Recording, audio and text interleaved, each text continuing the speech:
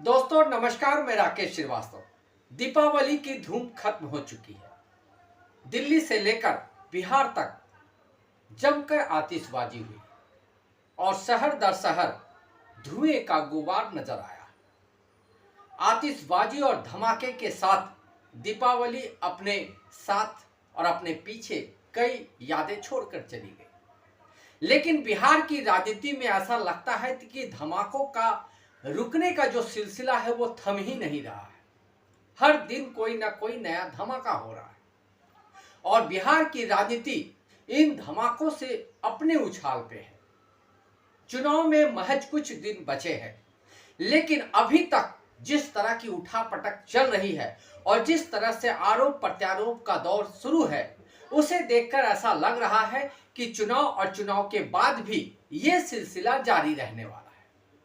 फिलहाल जन सुराज पार्टी के नेता प्रशांत किशोर ने बड़े बड़े आरोप लगाकर बिहार की राजनीति में भूचाल ला दिया है। उनका आरोप है कि उनके उम्मीदवारों को डरा धमकाकर नामांकन रद्द करने या नामांकन करने से रोका जा रहा है।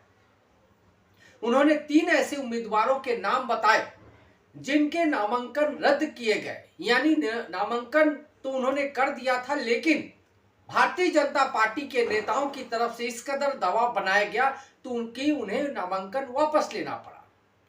प्रशांत किशोर ने सीधे तौर पे देश के गृह मंत्री अमित शाह और भारतीय जनता पार्टी के केंद्रीय मंत्री और बिहार में भाजपा के प्रभारी धर्मेंद्र प्रधान पे बड़ा आरोप लगाया है।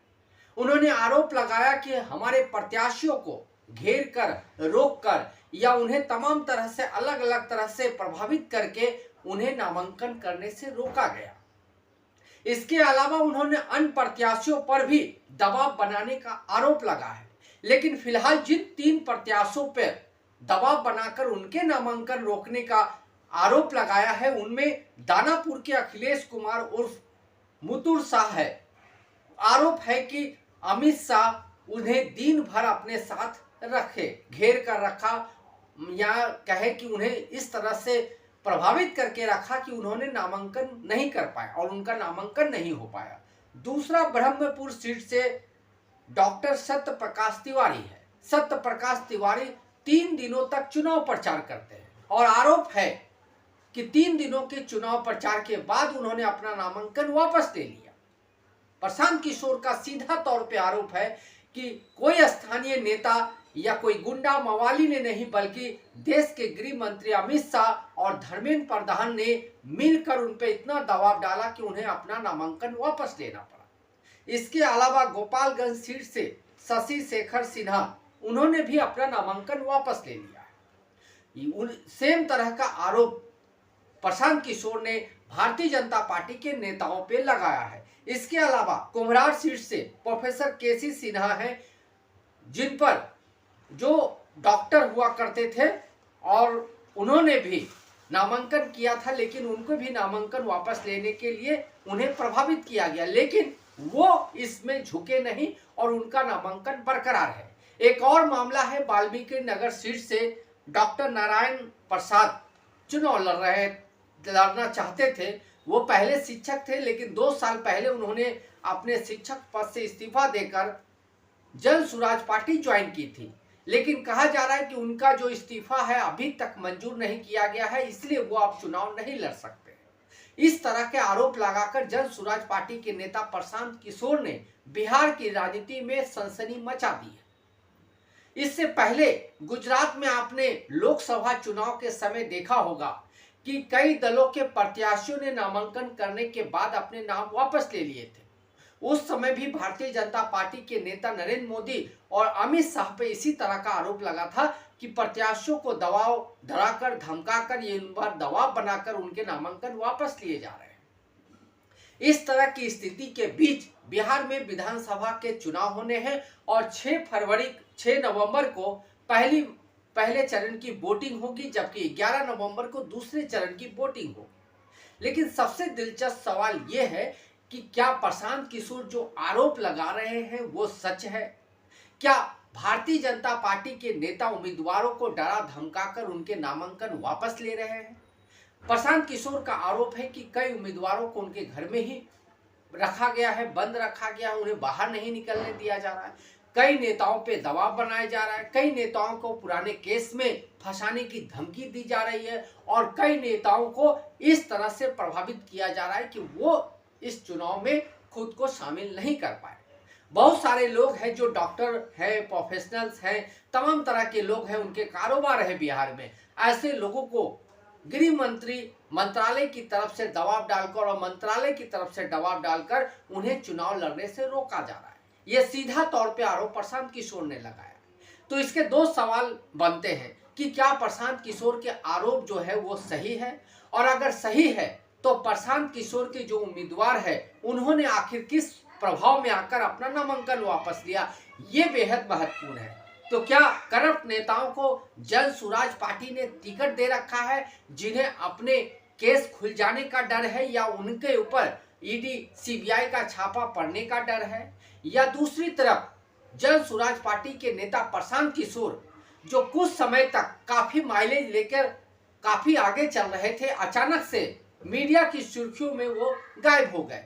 और आरोप है और कहा यह भी जा रहा है कि जन सुराज पार्टी के नेता प्रशांत किशोर जो बड़े बड़े दावे कर रहे थे और जिस तरह की बातें सर्वे में निकल कर आ रही थी वो जमीनी स्तर पे कहीं नजर नहीं आ रही है। यही वजह है कि नारायणपुर सीट से चुनाव लड़ने का दंभ भरने वाले प्रशांत किशोर जब वहां सीट पर के लिए पूरा आकलन करने के गए, उसके बाद उन्होंने चुनाव लड़ने से इनकार कर दिया। तो क्या उन्होंने अपने खिलाफ या अपनी पार्टी को लेकर एक ऐसी स्थिति नहीं देखी जहां चुनाव लड़ा जा सकता है?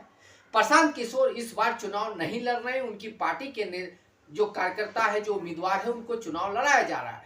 तो क्या प्रशांत किशोर खुद को सेफ रखकर पूरी पार्टी को चुनाव में झोंक रहे हैं और अपने जो प्रशांत किशोर ब्रांड है उसको बचाए रखना चाहते हैं, ताकि अगर चुनाव में किसी तरह की हार मिली तो वो ब्रांड जिंदा रहे? इन तमाम सवालों के बीच दो बातें साफ है कि हो सकता है कि प्रशांत किशोर ने मीडिया में चर्चा में फिर से बने रहने के लिए इस तरह के आरोप लगाए हो, या दूसरी तरफ यह भी संभव है कि जो वो आरोप लगा रहे हैं उन आरोपों में दम हो। लेकिन अगर उनके उम्मीदवार चुनाव से पीछे हटते हैं तो सीधा सवाल ये भी उठता है कि ऐसे लोग जो चुनाव लड़ रहे हैं क्या करप्ट है? क्या उनके पास ऐसी आकुश संपत्ति है जिस पे छापा मारा जा सकता है, उन्हें ट्रैप किया जा सकता है या उन्हें फंसाया जा सकता है? तो क्या ऐसे लोगों को जन सुराज पार्टी ने टिकट थमाया है जिनका जो कैरेक्टर है वो करप्ट है, या जिन पर आरोप लग सकते हैं, या जिन्होंने गलत तरीके से पैसे कमा रखे हैं? क्योंकि गृह मंत्रालय की तरफ से या ईडी की तरफ से जो भी कार्रवाई होगी, अगर कोई पाक साफ उम्मीदवार है तो उसे डरने की जरूरत नहीं है। ऐसे में नामांकन वापस लेने का भी कोई मसला नहीं बनता है। लेकिन अगर उन्होंने नामांकन वापस ले लिया है तो निश्चित रूप से उन्हें जो डराया धमकाया गया है उस डर के पीछे उनके द्वारा अर्जित की गई संपत्ति या भ्रष्टाचार का मामला हो सकता है। लेकिन बिहार की राजनीति में सिर्फ प्रशांत किशोर द्वारा ये जो आरोप लगा रहे हैं उसी वजह से सनसनी नहीं है, बल्कि दूसरी तरफ महागठबंधन में अभी तक सीटों को लेकर जिस तरह से पेच फंसा हुआ है वो भी चर्चा का विषय बना हुआ है। कहा तो ये भी जा रहा था कि राजद और कांग्रेस के नेताओं के बीच बातचीत तक बंद हो गई थी, लेकिन अब सब कुछ सॉर्ट आउट हुआ बताया जा रहा है। केसी वेणुगोपाल जो कांग्रेस के लीडर है उन्होंने राजद के साथ संपर्क करके इस पूरे मसले का हल निकालने की कोशिश की है। कहा जा रहा है कि कुछ सीटों पे दोनों पार्टियों के बीच पेच फंसा हुआ था जिसे सुलझाने की जरूरत थी और उसे अब सुलझा लिया गया है, यानी महागठबंधन इस चुनाव के लिए अब पूरी तरह से तैयार हो गई है, ऐसी चर्चा है। लेकिन खुले तौर पर न राजद न कांग्रेस ने इस तरह से प्रेस कॉन्फ्रेंस करके इसकी जानकारी दी है कि कौन कितनी सीटें पे चुनाव लड़ेगी। एनडीए की तरफ जो मसले चल रहे थे वो फिलहाल शांत नजर आ रहे हैं। बाद में अगर कुछ सामने आता है तो वो अलग बात है, लेकिन फिलहाल एनडीए में जितने भी घटक दल है उनमें सीट शेयरिंग को लेकर जो भी असमंजस की स्थिति बनी हुई थी वो फिलहाल शांत पड़ गई है। और जिस तरह से अमित शाह और नरेंद्र मोदी ने वहां पर अपने गठबंधन दल के नेताओं को अनुशासित किया है, चाहे वो जिस तरह से भी डरा धमका कर किया हो या सीबीआई ईडी का डर दिखाकर किया गया हो या किसी भी तरह से, लेकिन फिलहाल एनडीए में सब कुछ शांत नजर आ रहा है। लेकिन महागठबंधन का जो मसला है, वो जो पेच है, वो अभी तक फंसा है। उम्मीद की जानी चाहिए कि आने वाले 1-2 दिनों में ये पूरा जो मसला है वो पूरी तरह से सुलझ जाएगा। लेकिन प्रशांत किशोर ने जिस तरह के आरोप लगाए हैं और जिस तरह का दावा किया है, उससे ये सवाल पैदा हो रहा है कि क्या अब देश में एक नई तरह की राजनीति हो रही है, जहां हम चुनाव नहीं जीत सकते हैं। ऐसी जगह में सामने के पार्टी के उम्मीदवारों को डरा धमकाकर उनके नामांकन वापस ले लिए जाए, ताकि वो जगह पूरी तरह से सुरक्षित हो जाए और उसके बाद चुनाव लड़ा जाए। अगर ऐसा कुछ हो रहा है तो निश्चित रूप से चुनाव आयोग की भूमिका भी सवालों के घेरे में है। क्या चुनाव आयोग को इस समय मूक दर्शक बनकर बने बैठे रहना चाहिए या विपक्ष द्वारा लगाए गए आरोपों की सत्यता की जांच करनी चाहिए और जांच के बाद जो कुछ भी संभव होता है उसके हिसाब से कार्रवाई करनी चाहिए। लेकिन जिस तरह से चुनाव आयोग पूरी तरह से शांत बैठा है और विपक्ष के तमाम आरोपों को लेकर कोई जवाब नहीं आ रहा है, उससे ऐसा लग रहा है कि जो भी पार्टी जो कुछ करना चाहती है, खास करके सत्ताधारी पार्टी, उन्हें पूरी तरह से छूट दे रखी है। और ऐसा लग रहा है कि चुनाव आयोग भारतीय जनता पार्टी के एक साझीदार के तौर पे बिहार में चुनाव लड़ रही है, क्योंकि जिस तरह का व्यवहार या बर्ताव चुनाव आयोग का रहा है, उससे कई तरह के सवाल पैदा हो रहे हैं। खास करके प्रशांत किशोर ने जो आरोप लगाए हैं, उसके बाद चुनाव आयोग का बयान जरूर सामने आना चाहिए। लेकिन प्रशांत किशोर के आरोप के लगाए जाने के कितने घंटे बीतने के बाद भी चुनाव आयोग ने इस पे कोई संज्ञान नहीं लिया है, तो निश्चित रूप से आने वाले दिनों में अगर किसी मतदाता को डराया जाता है या किसी पोलिंग बूथ पर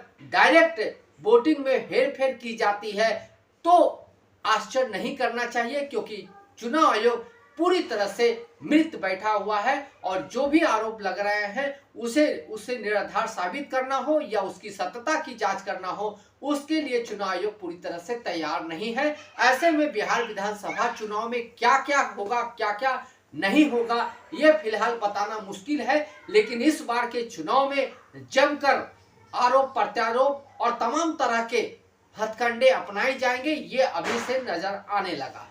आज के लिए बस इतना ही। अगर आप हमारे श्रोता हैं तो आप हमें जरूर लाइक और सब्सक्राइब करें। तब तक के लिए नमस्कार।